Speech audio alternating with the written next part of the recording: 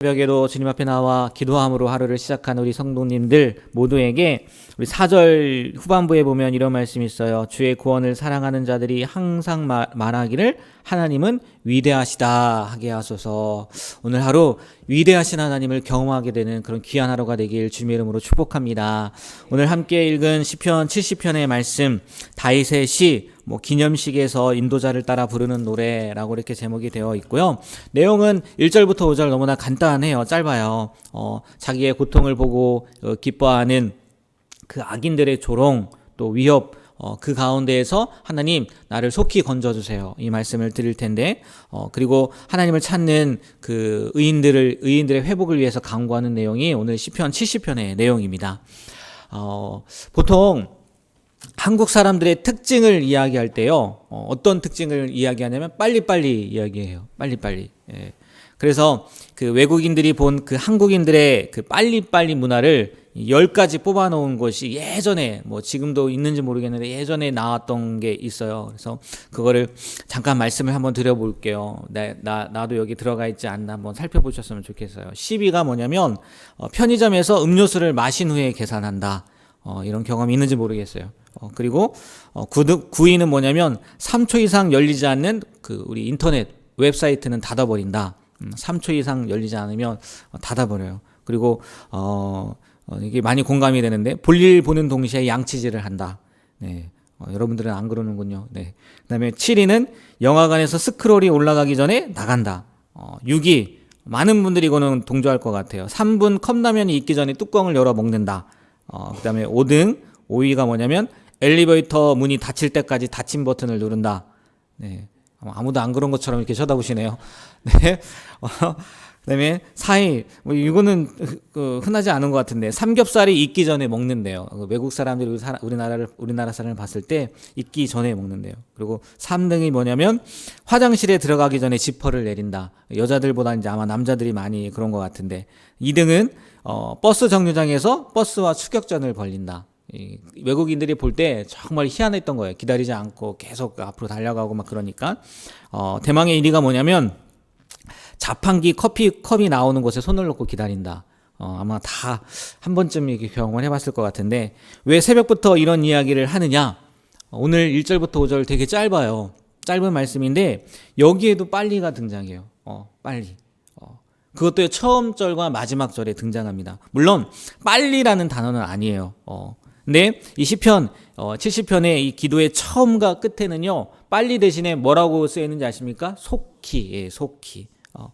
왜 시인이 속히 나를 도와달라고, 속히 내게 임해달라고 기도했겠냐는 거예요. 마음이 성급해서, 우리나라 사람처럼 빨리빨리 성급해서 그런 거겠습니까? 아닐 거란 말이에요. 지금 그만큼 상황이 긴박하다는 거죠. 자기의 숨이 넘어갈 정도로 어렵다는 거, 그 위급함을 나타내는 것일 거라는 거죠. 얼마나 힘든지 숨이 턱턱 막히고 더 이상 버틸 수가 없는 그 모습을 시인이 그 속히라는 단어를 통해서 보여주고 있고 나타나고 있다는 거예요. 너무나 절박하기에 하나님 빨리 건져주세요. 하나님 지금 당장 도와주세요. 라고 이렇게 하소연한다는 거죠. 그런 속담이 있지 않습니까? 소도 비빌 언덕이 있어야 비빈다 라는 속담이 있잖아요. 자신을 돌봐줄 여지가 있을 법한 사람에게 때를 써야지 성공할 수 있지, 아무것도 없는 사람에게 때를 써봐야 성공하지 못한다 라는 뜻으로 쓰이기도 하고요. 자조적인 표현으로 자신을 돌봐줄 사람도, 돈도, 환경도 그 아무것도 없는 것을 한탄하는 것으로 쓰이기도 해요. 소도 비빌 언덕이 있어야 비비지. 시인도 그렇고요. 오늘 시편의 다윗이긴 하지만 다윗도 그렇고요. 우리도 그렇고요. 우리가 인생을 살면서 감사할 수 있는 게 뭐냐면요, 기댈 분이 계시다는 거 아니겠어요? 비빌 언덕이 계시잖아요. 비빌 언덕. 비빌 언덕이 뭡니까? 가장 완벽하게 기댈 수 있고 의지할 수 있는 분이 우리 하나님이시잖아요. 그러니까 시인도요, 급하게 하나님 속히 나에게 좀 임해주세요. 하나님 속히 내 기도를 들어주세요. 라고 이렇게 찾았던 거겠죠. 여러분, 이 새벽에, 이 새벽까지 나온 분들이 그러진 않겠지만, 비빌 언덕이 누구십니까? 하나님이 되길 주님의 이름으로 축복합니다. 가장 어렵고 급할 때 기댈 곳, 의지할 곳 우리 하나님 한 분이면 족할 줄 믿습니다. 정말 비비지 말아야 되는데, 기대지 말아야 되는데 그런 것들을 기대거나 비비는 것이 아니라 우리 하나님만 기대고 하나님만 의지하고 나아갔으면 좋겠어요. 이런 이야기가 있더라고요. 더 나아질 때까지 기다리지 말고 더 나아지기 위해서 주님께 나아가라 라는 얘기가 있더라고요. 나아지고 싶잖아요. 그때 어떡하라고요? 주님께 나아가라고요. 3절 다음으로요. 3절 말씀을 보면 이런 말씀이 나와요. 아하 하는 자들이라는 문장이 나오는데 이게 무슨 말이냐면요. 어제 말씀에도 나왔지만 그 신앙을 비웃는 사람들, 조롱하는 사람들, 비방하는 사람들, 그 사람들을 이야기하는 거거든요. 근데 그 사람들은요, 은밀하게 비방하는 것뿐만이 아니라 공개적으로도 조롱한다는 거예요. 우리 신앙인도요, 살다 보면 믿지 않는 사람들에게 비난을 당하기도 해요. 근데 더 비참한 건 뭐냐면 가까운 사람들에게도 네가 믿는 하나님이 어디 계시냐, 그가 너를 버리셨으니까 그렇게 힘든 거다라는 비방 아닌 비방을 듣는다는 거죠.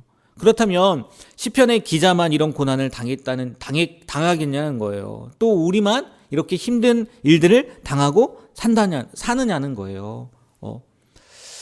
이게요, 지난주 새벽에 그런 말씀을 드렸던 것 같아요. 말씀을 전하면서 기억에 대한 이야기를 하면서 기억은 생명이고 망각은 죽음입니다. 그래서 하나님을 기억하라고, 우리 삶 가운데에서 과거에 역사했던 그 하나님을 기억하는 것이 우리에게 큰 힘이 된다. 그런 말씀을 드렸던 것 같아요. 근데요, 무엇보다요, 우리가 주님을 믿는 믿음 때문에 어려움을 당할 때, 어떨 때 어려움을 당할 때요? 주님을 믿는 믿음 때문에 그 어려움을 당할 때요, 이 예수님을 기억했으면 좋겠어요. 예수님. 제가 지금 몇 년이 됐지만 여기 처음 그 설교할 때, 그때 인터뷰라고 하나요? 인터뷰하기 전에 그 설교했잖아요. 설교에 그때 말씀의 제목이 뭔지 아십니까? 네? 예수를 기억하라라는 말씀이에요. 히브리서 3장 1절 말씀. 그러므로 함께 하늘의 부르심을 받은 거룩한 형제들아, 우리가 믿는 도리의 사도이시며 대제사장이신 예수를 깊이 생각해라. 그래서 예수님을 생각한다는 것이 단순히 그냥 예수님이 아니라 그분의 삶을 생각하는 거다라고 하면서 세 가지 저의 이렇게 마음에 대해서 이렇게 말씀을 드렸어요. 근데요, 이 예수님을 깊이 생각하라라는 그 문장 앞에, 히브리서 이 3장 1절에 앞에 뭐라고 써있냐면, 우리 3장 1절도 보면요, 그러므로라고 써있단 말이에요. 그러므로라는 얘기는 그 앞에 뭐가 있으니까 그러므로 예수님을 생각하라라는 얘기지 않습니까?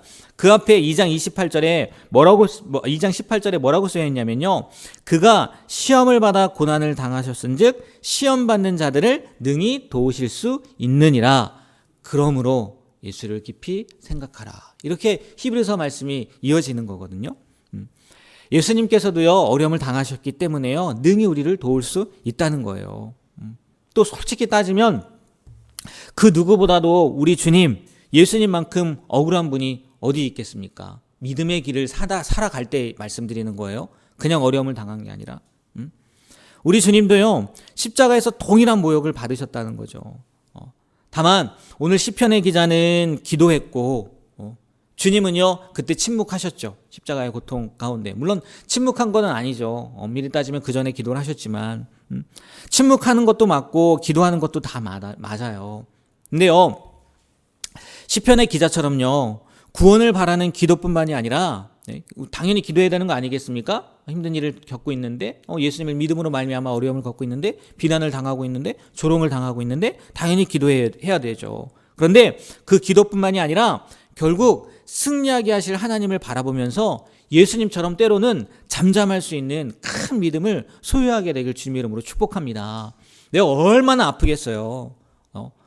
억울하단 말이에요. 내가 하나님의 일을 하다가 주님의 길을 걸어가다가 비방을 당하는 거란 말이에요.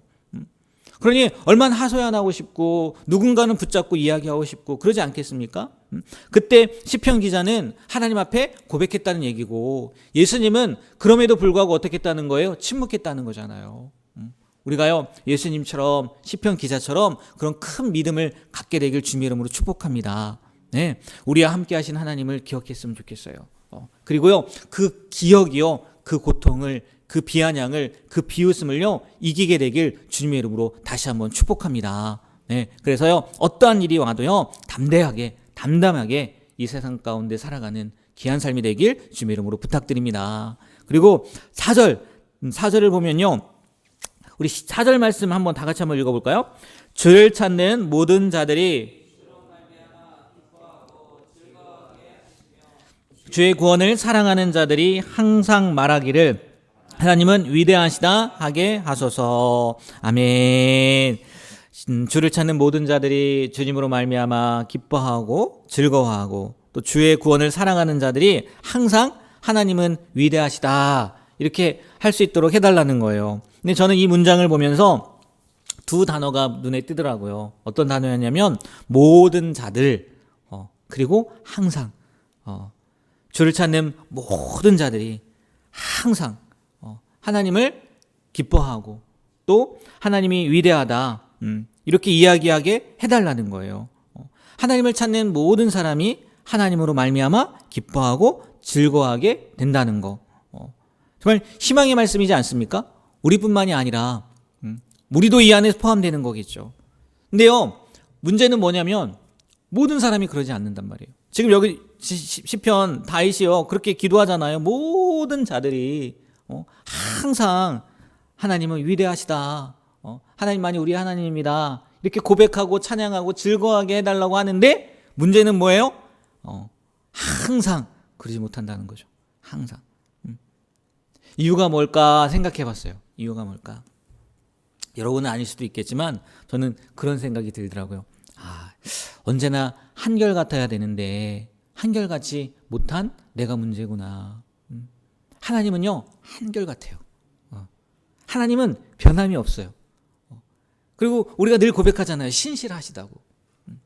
거짓이 없으시다고.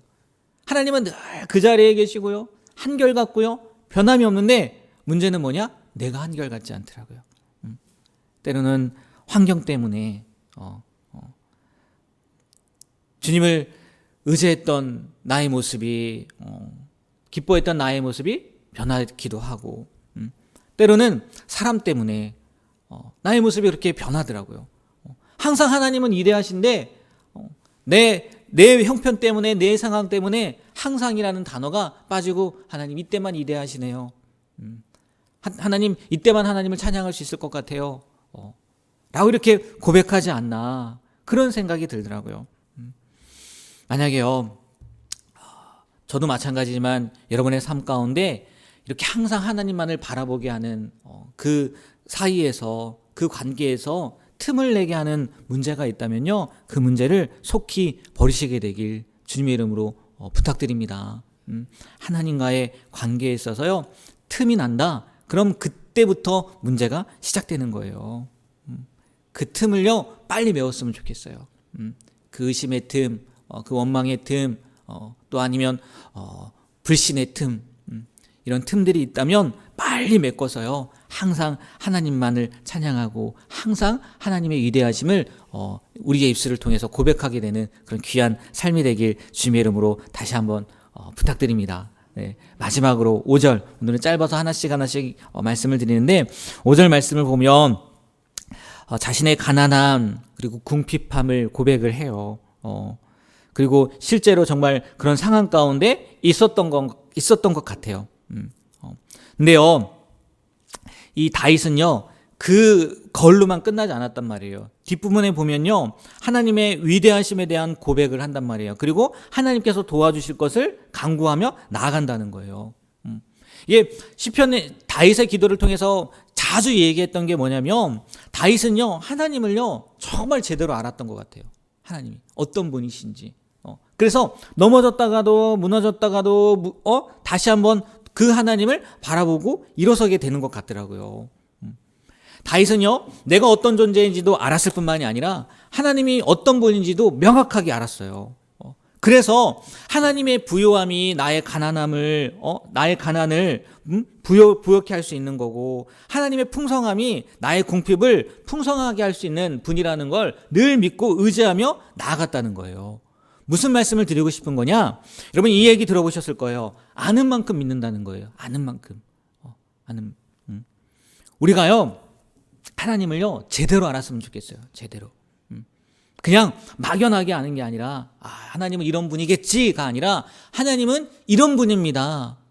제대로 알아서요 이 다윗처럼요 내가 가난할지라도 내가 궁핍할지라도 내가 어려움이 있을지라도 하나님이 틀림없이 나를 도와주시는 분이라는 그 확신을 가지고요 힘들지만 다시 고개를 들고 하나님을 바라보며 기도하게 되고, 어렵지만 다시 고개를 들고 하나님 앞에 간구함으로 말미암아 오늘 말씀처럼 속히 하나님의 구원이 우리의 삶 가운데 임하게 되는 그런 은혜들을요 날마다 매 순간 경험하게 되는 우리 모두가 되길 주님의 이름으로 축복합니다.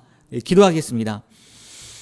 하나님, 정말 우리도 때론 다윗처럼 속히 하나님 임해 주세요, 속히 하나님 응답해 주세요 라고 기도할 때가 있습니다. 하나님, 다윗은 그렇게 기도하면서 전혀 의심하지 않았습니다. 그런데 우리는 그런 모습으로 기도하면서도 의심할 때가 있었음을 고백합니다. 오늘 말씀을 통해서 우리의 의심을 버리게 하여 주시고, 하나님과 나 사이에 틈이 나는 어떤 문제가 있다 할지라도 그 문제들을 제거하게 하시고, 전능하신 하나님, 정말 신실하신 하나님, 한결같은 하나님을 바라봄으로 우리가 이 어려움 가운데에서, 이 문제 가운데에서 속히 일어나게 되는, 하나님의 구원을 갈망함으로 또 구원을 얻게 되는 그런 귀한 매일의 삶이 될 수 있도록 붙잡아 주시옵소서. 예수님의 이름으로 기도합니다. 아멘.